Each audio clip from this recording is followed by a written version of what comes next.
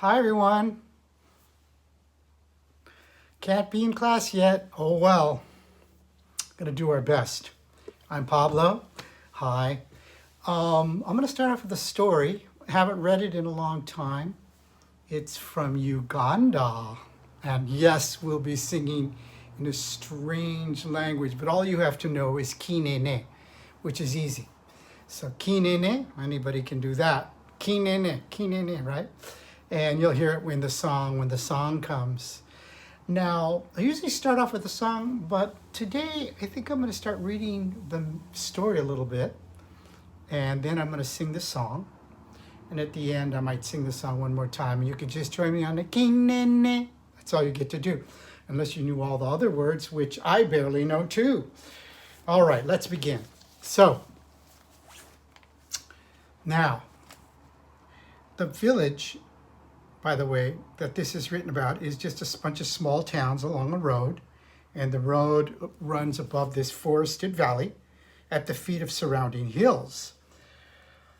They do not live in the forest, the Waganda. Their drinking water comes from wells, which are usually found there.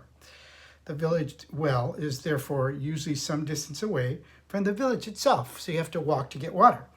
Kinene and kinu are the way young children say the word for raspberry. Okay, so when you sing kinene, that's raspberry. Raspberry. Okay, here's the story. Once upon a time, there lived a man and his wife who loved each other so much, and they were quite happy, except they did not have any children. So, after they had grown quite old, they had a boy and a girl who grew up to be very, very helpful and obedient around the house. They helped with everything. Every day the children would go into the forest to gather the firewood and to fetch water. The firewood they carried in their arms or on their backs, but the water they carried in clay pots on their heads.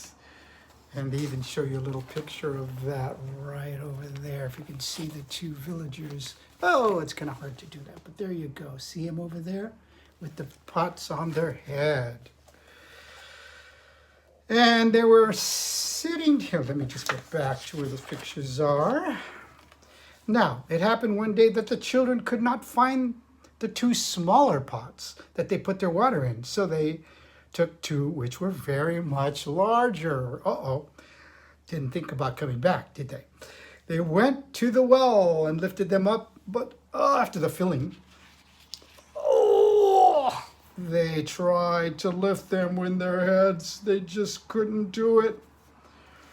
They couldn't even drag them along the ground. Remember how it was when we were doing shapes? I don't know if we talked about when something's heavy, you kind of go, oh, it's like lifting. Press, we call that press.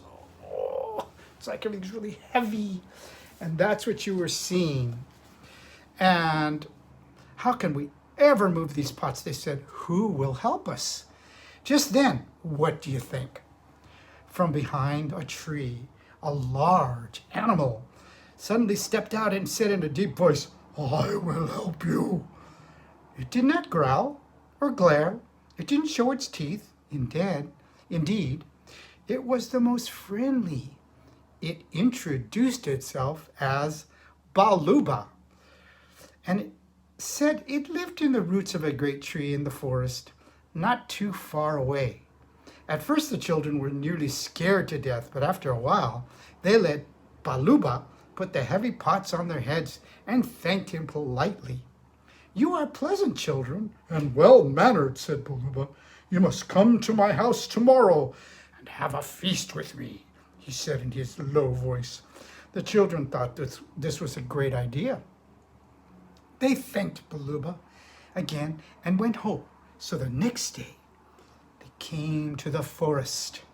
There was plenty of food, forest where Baluba lived. And there was plenty of food, roast corn, meat wrapped in banana leaves and boiled, peanuts and oranges, and milk to drink. For dessert, Baluba gave them, guess what? raspberries, as many raspberries as they could stuff inside themselves. Can we take some back to our mom and dad? They asked. So Baluba took a banana leaf and made up a huge bundle of raspberries for them. Then he showed them the path which led back to their village. As they walked along, they met with some people from their village who were looking for them. The people called out, "Move, Abba! Move, Abba! Move, Abba!" And they were wondering where they had been. But when the children tried to answer them, the villagers kept interrupting because they could see the berries through the folds of the banana leaf. I guess they liked berries. And this is where we bring in the songs. Let me just take a second and put this up like this so I can see the music a little bit, and we'll start it. Tufanu kinene ewa baluba kinene ya liri se kinene ya yaba kini pinene kine kine kinene kino kino kinene kino kino kinene tuva laba kinene ewa baluba kinene ya kudeme pinene yulabu kene kinene kine kine kinene kino kino kinene kino kino kinene. And every time you hear kinene, you would sing that. Good. And we'll bring that back at the end. So let's go on and finish what happens in the story. Pretty good story, eh?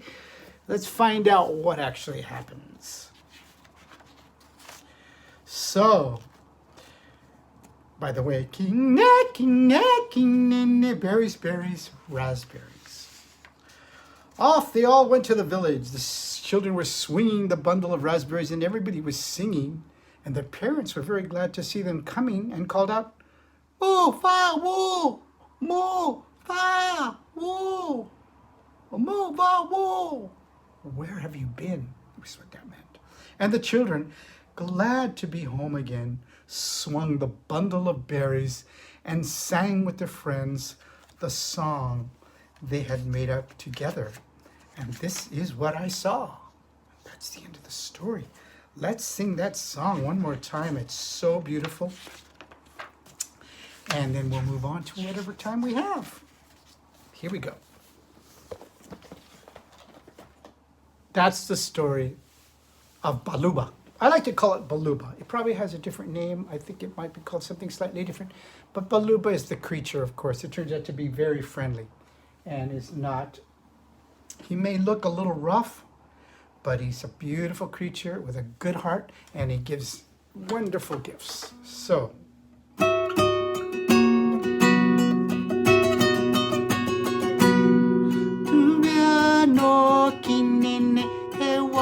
Baluba kinene kulabu kene tunene kulabu kene kinene kine kine kinene kine kine kinene kine kine kinene kine kine kinene lano kinene ewa baluba kinene yaluka yase kinene la la kudere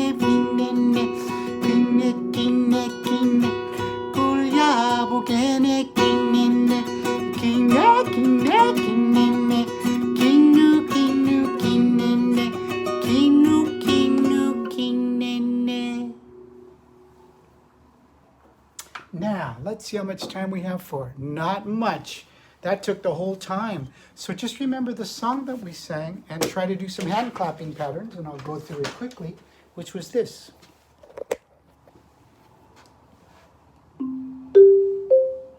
Which came first, the egg or the chicken? Which came first, the chicken or the egg? The chicken in the yard, but the egg's in the kitchen. Which came first, the chicken or the egg? Remember that? Chick, chick, or Bye-bye. Take care. Hope you enjoyed this story. See you next time.